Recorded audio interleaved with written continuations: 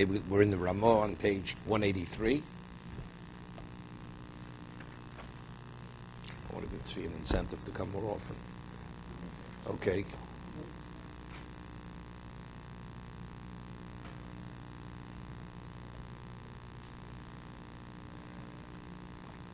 Now the Ramah says, so we say that when you have the third wall is comprised of what? Of a tefach, which is a broad tefach, which you put within 3 tefachim of the one of the 2 walls, which are at a right angle, and then afterwards, to complete it, you make a tzuras HaPesach, right? That's what we've been discussing. So, what's a tzuras HaPesach? A doorway, 2 vertical posts, something going up across the top. He says, "V'mateva v'adofen magia l'schach." What about if the tefach and the dofen, actually the schach sits right on top of it? Ain't tzorch koneh al gabein. You don't need a koneh, because the schach is what? That's the koneh. That's the equivalent of the what? Of the vertical post going across the top. Mashanogu b'tzuras HaPesach agulo hu l'noi balmo. Tzuras HaPesach, he says, what the custom is, they make a tzuras HaPesach agulo, which means it's not straight. I don't know what agula is. Agula mean? No, I understand that. Does it mean like an arch, or does it mean this way? Right? It could be like it goes in. It's not straight, but rather you have a vertical post. You have 2 vertical posts, and you have it goes like a half circle inward.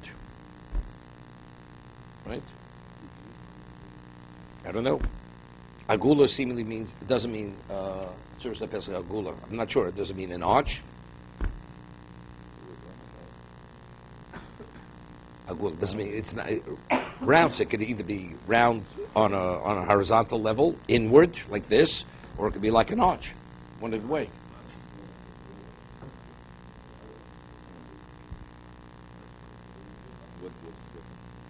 Is it a tzuras HaPesach? No, he says it isn't tzuras. He says, why do you do it with l'noi? To beautify the doorway. No, but he's saying, no, that is tzuras HaPesach. No, it's unrelated. What he ends Mashanogu is unrelated, that he says that schach compensates for what goes across the top. 2 separate things. Then he says, separate. Mashanogu b'tzuras HaPesach agulo hu l'noi balmo. Why don't they make a normal tzuras HaPesach? Normally tzuras HaPesach is like a doorway. Directly over the top it goes, right?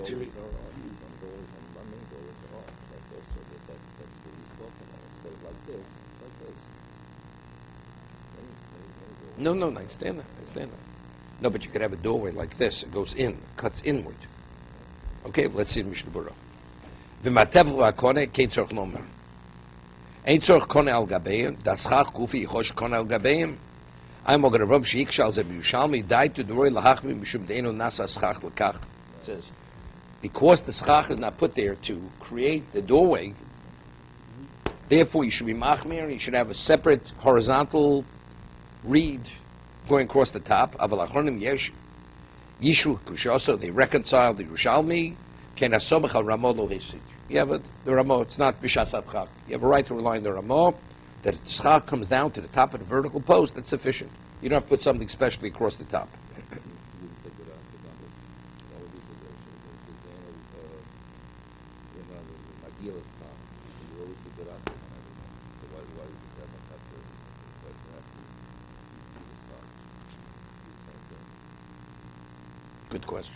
Good question. So what would you say? Because again, a tzuras HaPesach factually has to look like a tzuras HaPesach. Okay? So if you have something specifically, there's no reason why it corresponds to the top of the 2 vertical posts. So why is it there? Right? So if visually you see it going up, that's called tzuras HaPesach. But here it's schach. It's not tzuras HaPesach. So if it's sitting factually on top, that's factually, that is a tzuras HaPesach. But if it's above and have to rely on a gurasik, and where it's seen as schach, it's not seen as the horizontal post, therefore that doesn't...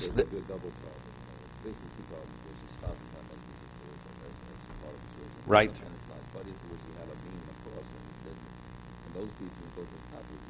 Because what is that beam there? Evident, the beam is for the tzuras HaPesach.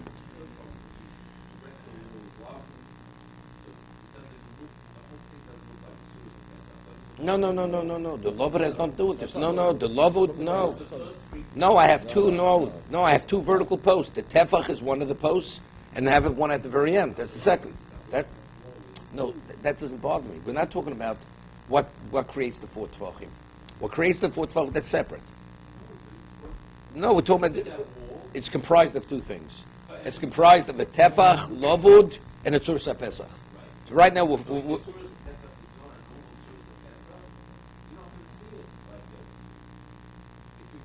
you don't see walls on no wall either. Yeah. No, so that's no. So it's a multiple problem more than anything else. Because it's a multiple problem. That's the problem. It's okay, no problem. It's not a problem. You need a good imagination. Okay. We're going to see later. There's a famous Ran. Where you use two halachim sheb'sinai. One's an outgrowth of the other. That's not this. No. It's not this. There's a case which Kitab speaks about, where you have a gurasik and wait a second, a gurasik and a lovud, where you need the lovud to take the gurasik to attach it to the schach. Let's say the wall goes straight up, and there's a space of less than 3 tefachim between the imaginary wall and the schach. So how do you attach the imaginary wall to the schach? You have to say another halachah b'Sinai. Love means it connects, but physically there's nothing space, right? So what am I connecting to what? First I have to say one halachah b'Sinai, and then I take that, and that connects it. The Ran says we don't say that, but here also, factually, this wall, there are multiple halachah b'Sinai functioning simultaneously. I have a lovud on one side, and I have a tzurus pesach on the other side. That has nothing to do with it. Tzurus pesach stands independent. Lovud stands independent. You add 1 and 1. 1 and 1 is 2. That creates the whole wall. There, one is an outgrowth of the other. It's a different concept. Okay. No, the question is it called the tzurus pesach? Not called the tzurus pesach. Firstly, the question is, it seems to be, what does the Ramah have to tell me? If you have a tzurus pesach, which is, let's say, an archway or whatever way the form is, he says, "Mashnogul tzurus hu l'noi bal." Well, what difference does it make? L'noi. It's done to beautify the sukkah, right? I said, but what difference does it make? Is it or is it not? So it seems to be, if people wouldn't make it this way, it has to be visualized in tzurus pesach, right? Otherwise, I'll give you an example. There's a case in Erevin, the Chazon Ish says, what about if you have a tzurus, and it happens, if you have a Erev in a community, now we use the telephone wires, where they string a rope or a wire. Over time, it starts sagging. Mm-hmm. The question is, how far do we allow it to sag? It sags to a slight degree. Initially, it's taut, but over time, because of the weight of the wire, it starts sagging. To what point does it sag that it no longer looks like a tzurus pesach? Let's say it sags to a point where it becomes like a V. That's how seriously, but it's still 10 tefachim off the ground. It's not considered tzurus pesach any longer, right? Because it doesn't look that's not what a tzurus pesach looks. There it's like inverted. It's the arch inverted downward, right? It's not a tzurus pesach. So that's the chiddush, that even though it's not horizontal, it's arched or it goes in. Since people make a tzurus pesach to beautify the entranceway, that's still seen as a tzurus pesach. But where it sags to that degree, it's not a tzurus pesach. Okay, Gimel. You have two parallel walls. Right, wide open, it's like a corridor. Two horizontal walls open at both ends. Now, how do you create the third wall here? Osen Dauphin, the first case was he had a right angle, the walls were attached, two of the walls. Now I had to create the third wall. Here you have two parallel walls, so now I have to attach both parallel walls at either end, right, because they're open. Osen Dauphin sheish berochvo arba tvochim umashu. You take a plank of wood, which is 4 and a little bit more. Well, this is easy. Now the question is, why don't we do what we said before? Right? Somuch le'echad b'shtei adfanos u'ksheira. Simple. This is a simple one, right? You take a plank of wood which is 4 tvachim, a little more than 4 tvachim wide. Of course, it's 10 high. You situate it within 3 tvachim of the wall. So what have I created? You have 7, right? Ksheira. Now, when you put it between the walls, of course, it was speaking about. You don't. What do you do? Remaining gap? No, the parallel where the separation is only 7 tvachim between the 2 parallel walls. Of course, then the other wall has no relevance to it, right? We're speaking where the space is only 7 tvachim between the 2 of them. It has to be. Otherwise, what is the third wall? The third wall is not attached. No, so the question is, what do you have to do then? We'll do the same as we discussed earlier. Take a vertical post, which is a little more than a tefach, situate it within 3 tvachim on one side, make it Tzur Pesach on the other side. Why do we have to have a plank of wood, which is 4 tvachim? We'll see. Here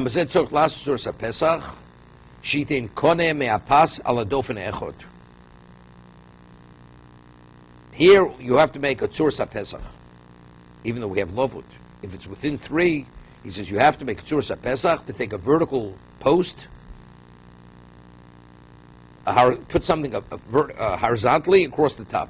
That's on the other end, right? That's it, Mishna Berura. No, I understand. But why? Why should you need? Why should you need? It's a regular lavut. It's a regular lavut over here. It's within 3 tvachim.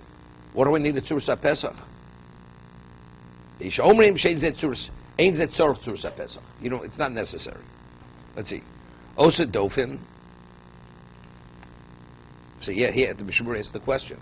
Before we said it's sufficient to have a post of a tefach, a wide tefach. V'hosem hashtitfan smuchas ladori, al kain b'shlishi b'tefach malmo. You see, it's interesting. When the Torah says shtaim kilchos and shlishis tefach, right? We say 2 is bona fide walls. The third could be a tefach. So that means the third could be a tefach. Means, the way we're constructing it, factually, it's more than a tefach. It's comprised of a lavud and a Tzur Pesach. A lavud on one side, Tzur Pesach on the other side. So if that's the case, you have a full wall. So evidently what the Torah says tefach means, 2 of the walls have to be real walls, not halachic walls. And the third wall could be a halachic wall. So now, if the third wall could be a halachic wall, so now we have a question. So the tefach is sufficient by being comprised of a lavud and a Tzur Pesach, where you have the right angle. So now when you have 2 parallel walls, one, we say the same thing.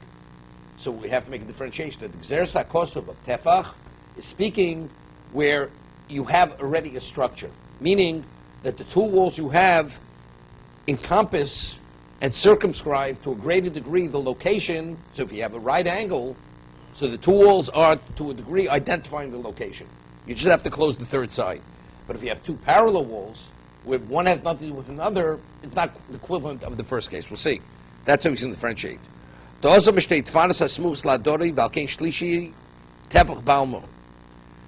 the first case, where both walls were attached, where you had a right angle, therefore the third wall, it's sufficient to have a tefach.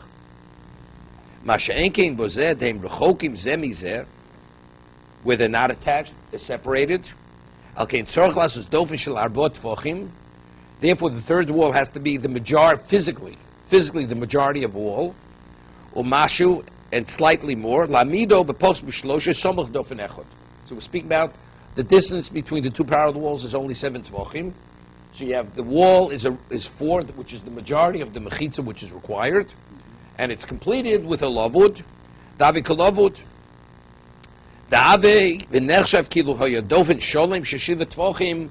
It's the equivalent of a wall of 7 tvachim next to one of the parallel walls. You're attaching both walls. Wait, good question.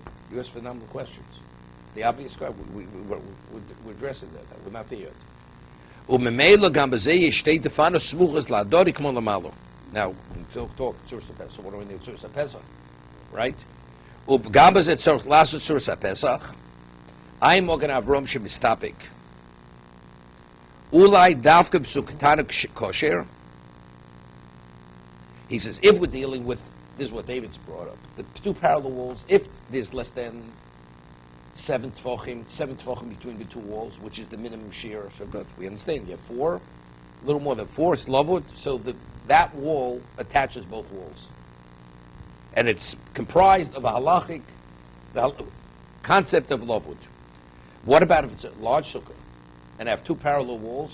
Now what do you do? Now how do you attach this wall of 4 with a lavud? How do you attach it to the third wall? Right? So then you need a tzurus pesach. We'll see.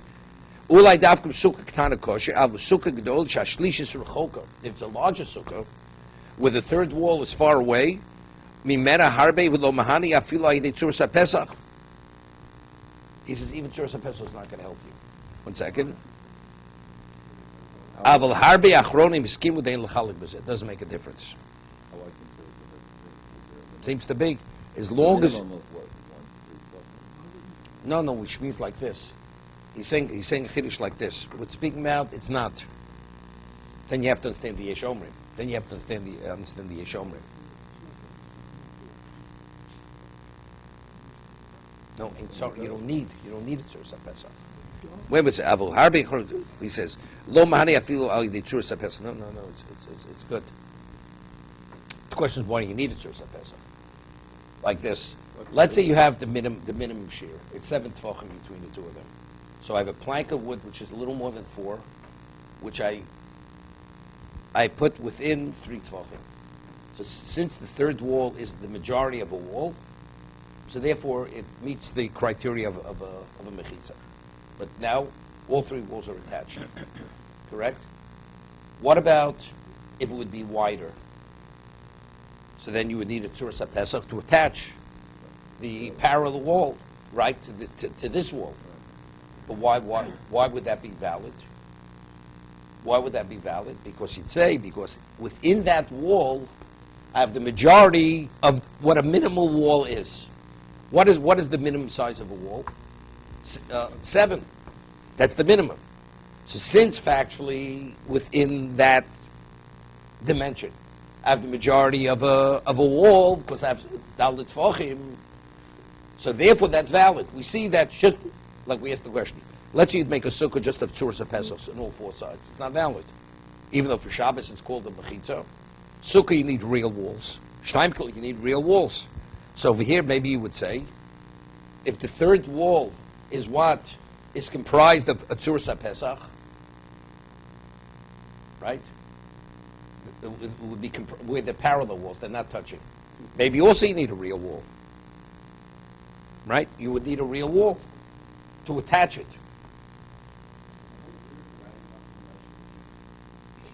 It's monolith. It's explicit in the Torah.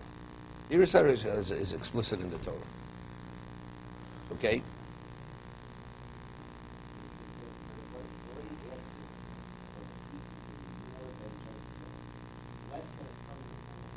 Now, we're not talking about permanence. You're going on a different point. We haven't mentioned the word about permanence. You need a real wall. This is just the opposite. Here we're saying, even though normally you don't even, this is not even required normally to create a mechitza. To carry out Shabbos, you don't need this kind of mechitza. It's all halachic mechitzas. That's considered an enclosure. By sukkah, you need something which is more real. You need physical walls here, even though it's a temporary residence. We'll have.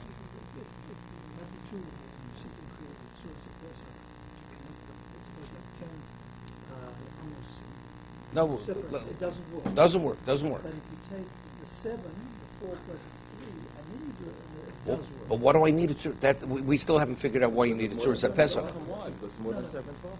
No. Then we have to understand the Yesh Omrim. Yesh Omrim says you don't need it to. So how do you connect the third wall? Right? Even if I didn't know the Maybe 7 wasn't here. As long as you have the 7. No. even parallel, no matter how wide, how far apart they are, you don't need to put something. But how's it possible? How do you attach the third wall to this? Yeah, exactly. So of course you do.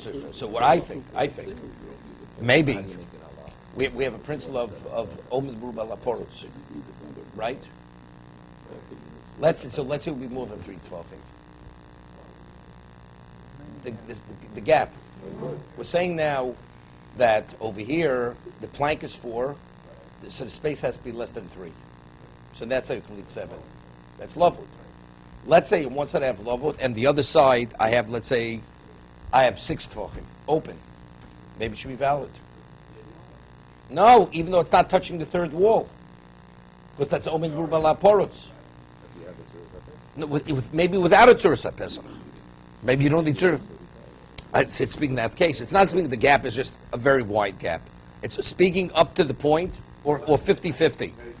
Right? We say even mertza, it's considered omen burba laporutz. You have 7, and the opening is 7. For Shabbos, that's still called omen burba laporutz.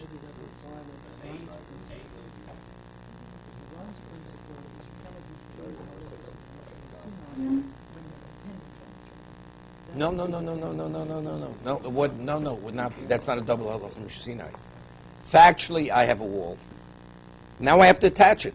It's on the other side. You have a wall, but that wall is a halacha. Does it make a difference? No, factually, that wall exists. That wall stands. In reality, it's not connected to the other wall. Because there's Lavan at the other side. So why is it different than the Tzuras HaPesach?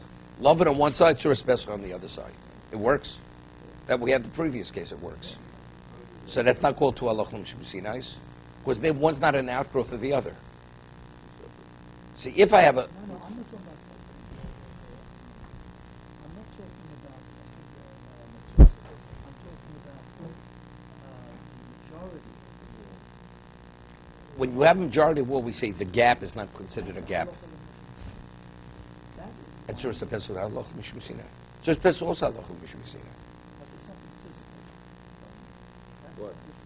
There is something. What physical? It's a doorway. You have to put a thing on the So good. So Torah says when you have an opening is not called a breach, and we see it as one part of one entity. It's one entity. It's visualized as one entity. No, it doesn't make a difference. No, that's called attached. That's called attached. You see it as closed. Doesn't have to be a right angle. No, because since I have the majority of a wall, which is 4 tefachim, no, you have 2 parallel walls. Now I put a plank of wood, which is 4, within one of the walls. 3. Wait. So now I have a right angle. Now I have less the gap between that and the other parallel wall. I have a gap, 6 or even 7. Omid kaporos. That's called sealed.